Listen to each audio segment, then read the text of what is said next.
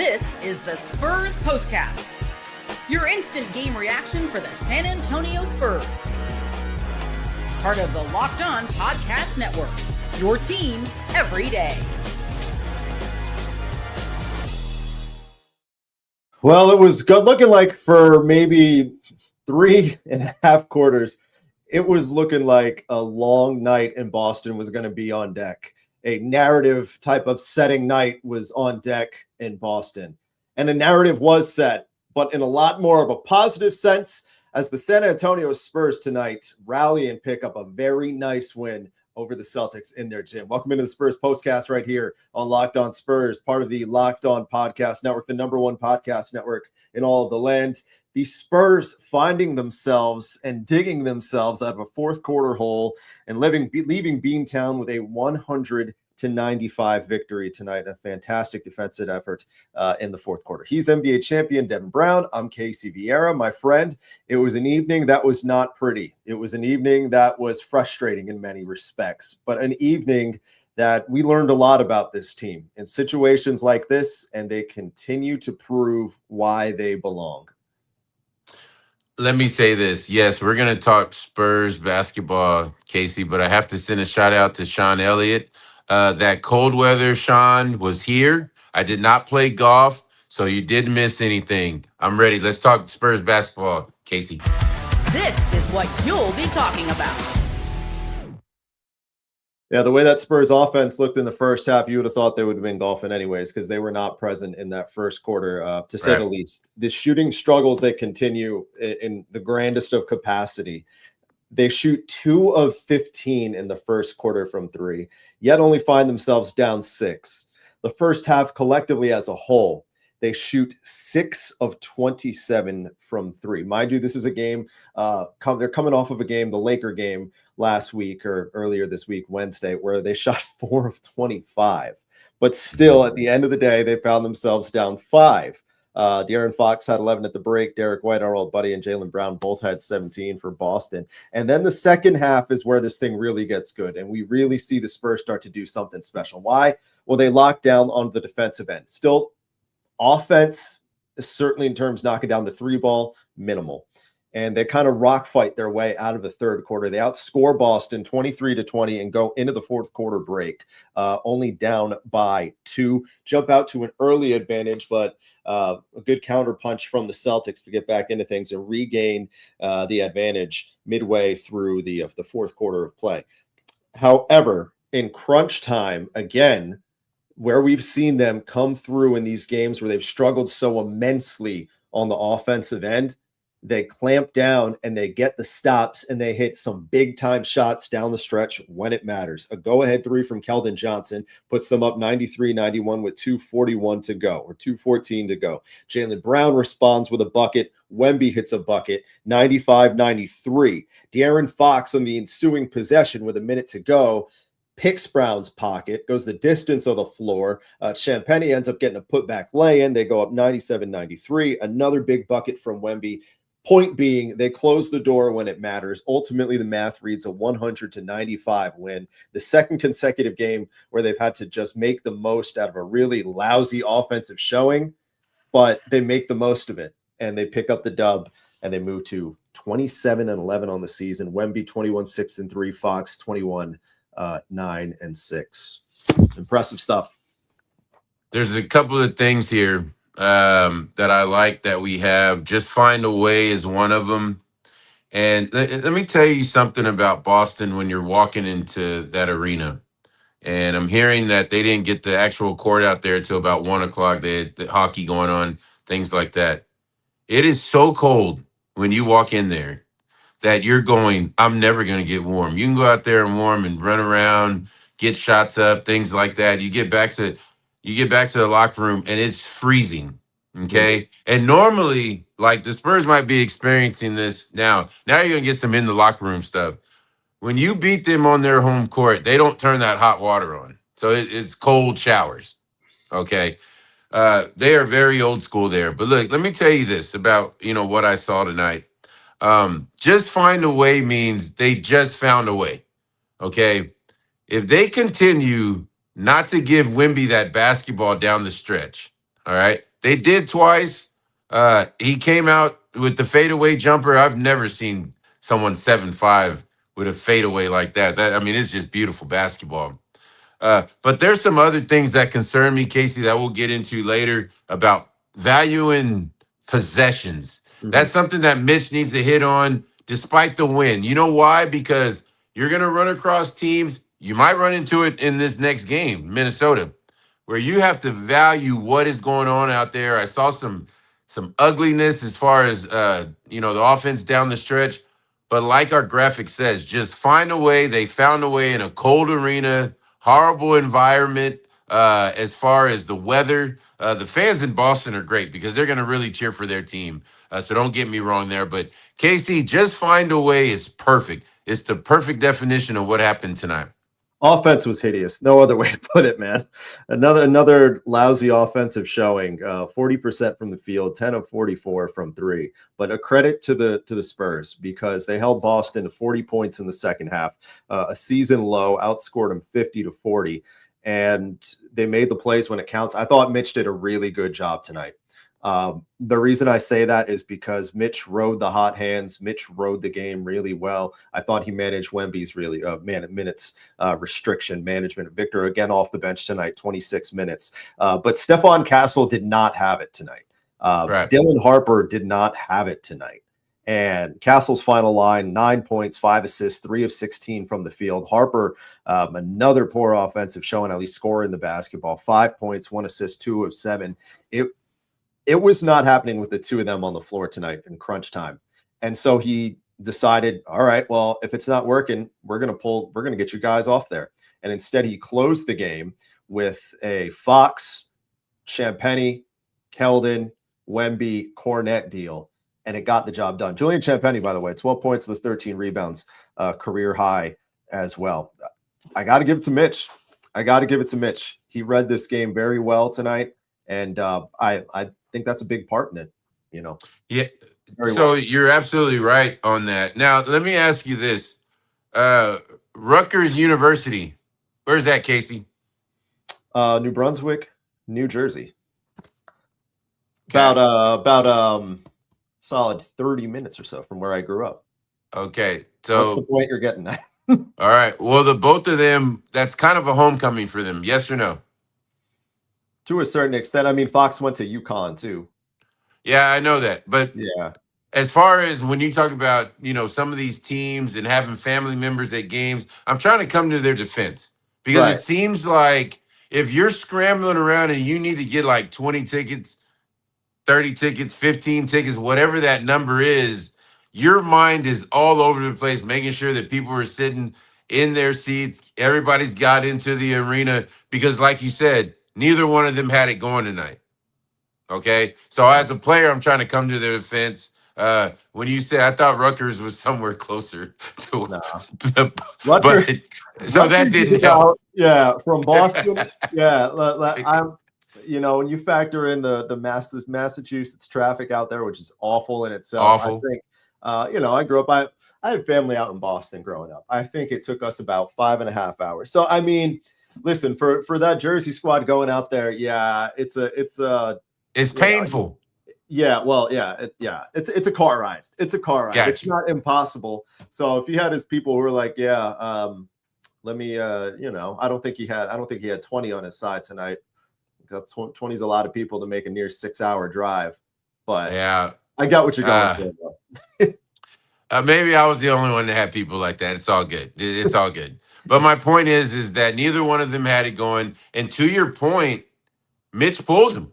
Mm-hmm. And these are two guys that have been playing, fairly good to consistent basketball. Yeah, I know Harper's going through a slump right now, but we get that out of young players, and he's got people around him that can pick him up. But yeah, they didn't have it going. Mitch pulled him out, and others were able to step up. Champagnie was awesome tonight, all over the glass, all night long. Fox, he had 21. He was solid, his normal self. We talked about this before. It's got to come from somewhere when you need wins. They needed this one, and they're going to need the one tomorrow night as well. Yeah, tomorrow night, tail end, obviously, of a back-to-back in Minnesota. I think that lineup, thinking about it a little bit more, what was kind of, biting the Spurs up to that point in the game in the fourth to when Mitch decided to, pretty much bail on Castle and Harper for the night was, I think the thing with what's kind of the five most common things with that squad that's out there with Fox, Champagnie, Keldon, Cornette, and Wemby is that's basically 5 veterans, 5 high IQ guys. And it's kind of a reminder sometimes when basketball gets tough like that, sometimes you just got to go simple, just go back to your 5 most fundamentally sound players that you might have. And that's what it did. And I think in a game where, 3-point shots not falling, you're playing a grinded out half court type of deal where you're just prioritizing stops because the shot's not falling. That was a good move. That was a real good move tonight. Well, that started before that third quarter. The Spurs were on the verge, and Derrick White had hit a couple of shots. Jaylen Brown was feeling himself. Yeah. Kelly Olynyk, he hits a 3 to cut it to 1, and then there's a foul underneath with Wemby. He hits the free throw, it ties it up. That goes to your exact point of what you're saying, and we had mentioned this, 2 weeks ago when the Spurs were kind of going through it, or a week ago, whenever it was, that Kelly Olynyk needed more minutes. Well, him and Sohan have gotten those, and I'll tell you what, Casey, they've been effective. Sohan back dyeing the hair. I would say fuchsia, perhaps the color we'd call it today. Yeah, my son was asking about that, talking about that. I didn't have an answer for him. Fuchsia, I think that's probably the color I would go. I'm not sure. I don't know. That's the last time you're going to hear the word fuchsia on this program the rest of the way, because we got a lot more important things to talk about with this 100-95 victory for the Spurs tonight in Boston over a good Celtics team. The first end of a back-to-back and the first of a 3-game pivotal road trip against all playoff contenders. So coming up on the other side of the break, we're going to talk about the next in line, the next playoff contender, Minnesota Timberwolves in their gym tomorrow, a team that already beat the Spurs once already this season, did it pretty handily. How are they going to get the better side potentially of the Timberwolves, especially learning off some of what we saw tonight? Got that for you coming up right here on the Spurs postcast, right here on Locked On Spurs, following a nice victory for San Antonio Silver and Black. But before we do, let's have a conversation about some of our friends who help drive this program. All right, you already know by now the deal with FanDuel this time of year, especially in football season with the wild card round. Every game day during the NFL playoffs, they're giving customers even more ways to get in on the action, because right now with every playoff game, FanDuel users get a profit boost pack waiting for them inside of the app. Each game day, you're going to see a pack loaded with multiple profit boosts. You can apply the bets that you like the most. I was a beneficiary of this today because there was a 10.5 point line on the Rams beating the Panthers.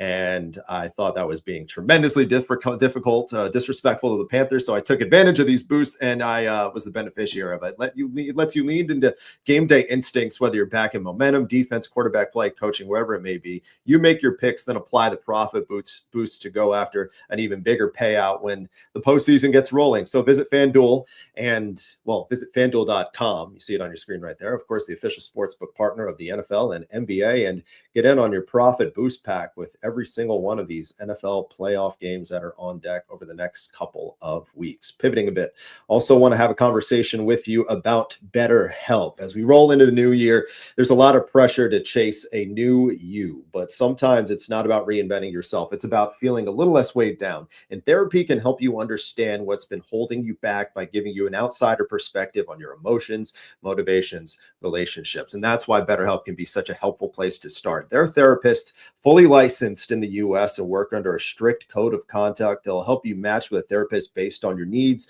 preferences, so you're not doing all the legwork on your own. And if it doesn't work out with that therapist, they'll help you out with another until you find the right match for you. BetterHelp has served over 5 million people with more than 30,000 therapists and live sessions. They average a 4.9 out of 5 rating across over 1.7 million client reviews. It's pretty good. They make it easy to get matched online with a qualified therapist. So sign up and get 10% off at betterhelp.com/lockedonnba. That's betterhelp.com/lockedonnba with BetterHelp.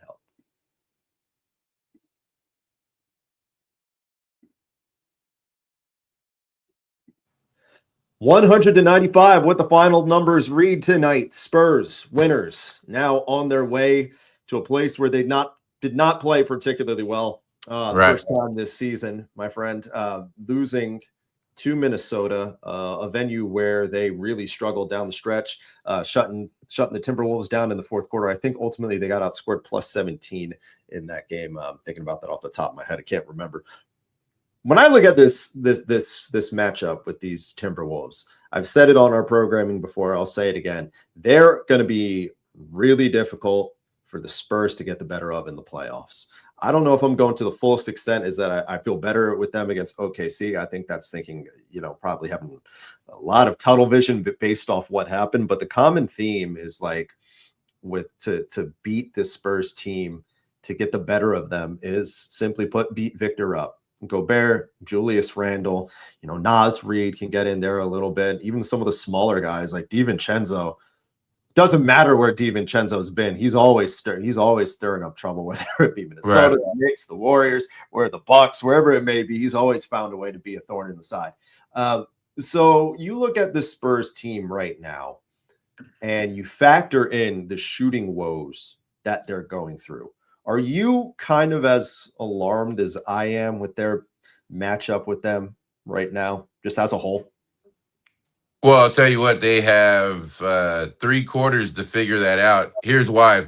Last time, Minnesota, 36-19 is what you were talking about. Outscored the Spurs in that fourth quarter. Spurs are right there pretty much all game, but they blew it out. Here's your lineup that you referred to.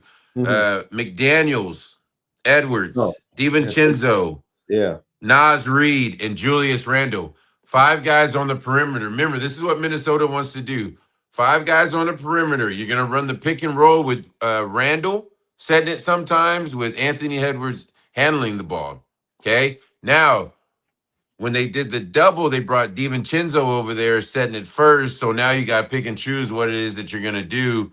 Edwards comes off, and now he can either throw it back to DiVincenzo or he can hit Randle. If you're gonna, and here's where I'm gonna answer your question. They have 3 quarters to figure this shooting thing out, because in the fourth, you're gonna have to outshoot Minnesota with that lineup. Minnesota that caused problems last time. So I'm giving you 3 quarters that the Spurs have to figure this thing out, because in the fourth, whether it's going good or bad, they're gonna have to shoot with the Minnesota Timberwolves.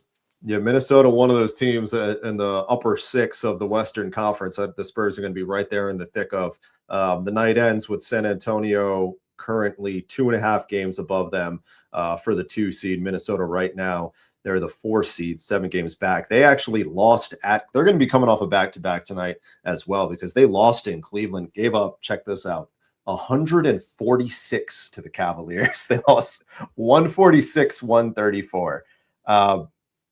So they can be had, and you're getting them on tired legs too. That's the thing. That and the coach is going to be like, you know what? He probably slammed a couple of things there in Cleveland, and he's like, hey, we don't get to sit on it long. We can make this up tomorrow night. Yeah, stuff like that. Yeah, Cleveland shot 60% from the field. Timberwolves. Imagine showing up to work. You're told that you're going to put up a $134, shoot 57% from the field like Minnesota did, hit half your threes, and still lose by 12 because you gave up about 46. So point being, if the Spurs are going to be catching a team that's perhaps a little vulnerable on the defensive end, have at it.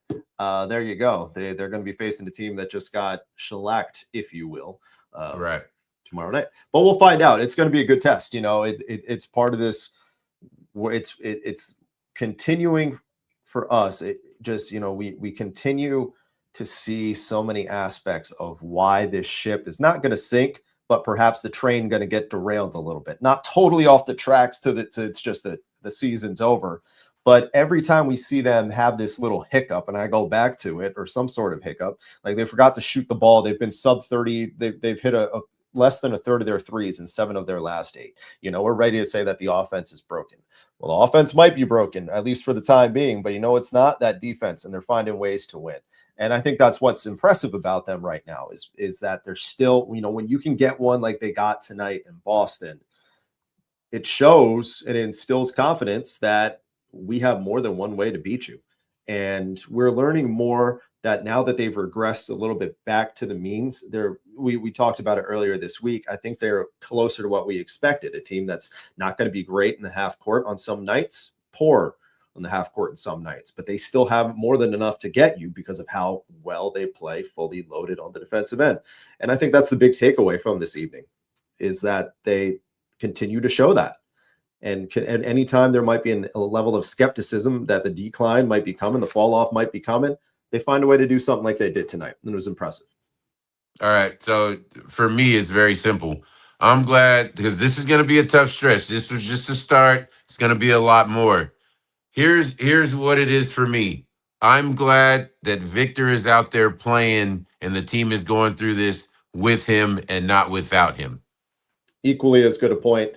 Mitch Johnson did say there's a chance he could start tomorrow. We'll find out. He said technically there's a chance he could start tonight. He didn't. A chance? What? Yeah. Wait. Yeah. What is Victor not traveling with them? He better start. What? Real quick though, someone who is traveling with them. Maybe chance was a poor word choice by me, but a chance he is at least playing on the trip. Devin Vassell, you might have saw him, had that really loud hood, that loud puffer he was on, gold, letting his presence known that he's is with the team in case there was any doubt. So I guess there is a chance, magic word to throw there, that we'll see him back at some point. I don't think tomorrow, but maybe Oklahoma City. We'll find out. That'll surely help with the shooting stuff. Let's talk about our player of the game, my friend, showing up when it matters in crunch time. This is the Locked On Player of the Game. Big time steal for De'Aaron Fox, helping close the door, getting the big time dub. Yeah, that steal pretty much capped off his evening. De'Aaron was great. Had a key bucket at the end of that third quarter, keeping the Spurs close. But he was solid all night long, 21 big ones. Congratulations to De'Aaron. Great night tonight. Have a good one tomorrow as well. Yeah, a real solid effort all the way around. One of those evenings where it didn't really feel like he was taking over, but next thing you know, you just kind of stack those stats one way or another, and you end up with a 21 point, 9 assists or 9 rebounds, 6 assist night, and above all else, you get out of Boston with a victory. Now they're out of Boston, probably not yet, but on their way out of Boston and on their way to the brisk weather capital of the winter, that is Minneapolis, like we were saying. 6 o'clock tip time tomorrow. Of course, my friend Devin Brown and I will be right back here when it's all said and done, breaking it down on the Spurs postcast right here on Locked On Spurs. Appreciate you guys hanging out with us Saturday night, much like we do every time we all get together. You know, you guys are the ones that drive this program. You're making fun on all of our shows, all of our get-togethers. You're the ones that really make this enjoyable. So keep up the good engagement, and you're the reason the Locked On Podcast Network is the #1 sports podcast network in all of the world. So shout out to you. Shout out to the Spurs, taking care of business. Good come from behind victory tonight against the Celtics. They moved to 27-11 on the season and continue to impress all the way out west. So for my dear friend, Mr. NBA champion Devin Brown, I'm Casey Viera. Appreciate you guys hanging out with us on a Saturday night. We'll talk to you tomorrow.